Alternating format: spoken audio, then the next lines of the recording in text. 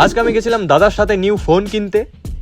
হ্যাঁ বন্ধুরা, সকালে বাইর থেকে বেরিয়েই চলে গেছিলাম এখানে। শুনলাম এরা নাকি ফুচকা খেতে যাবে, আর সাথে কিন্তু এই যে এই বাইকটা নিয়ে। তোমরা যদি এটাকে বাইক বাদে একটা স্কুটি দেখতে পাও তাহলে নির্ঘাত তোমরা আমার প্রেমে পুরো পাগল।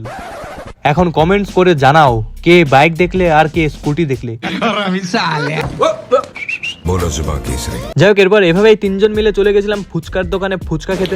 আর নীরব বেচারাটা বসেছিল, কারণ ও এসে 5 টাকার ফুচকা চেয়েছিল, বাট 10 টাকার নিচে দেবে না বলে ওকে লাত মেরে ভাগিয়ে দেয়। যাই হোক, এরপর ফুচকা খেয়ে আমরা বাড়ি চলে যাই। এরপর রাত হতেই আমি আর দাদা ধুলোবলুর মতন সেজে বেরিয়ে পড়ি। এই দেখো, ও সাদা প্যান্ট কালো টি শার্ট, আমি সাদা টি শার্ট কালো প্যান্ট।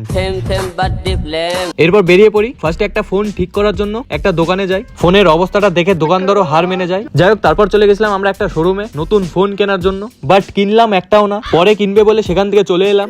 আজকের ভিডিওটা এতটুকুই, বাই।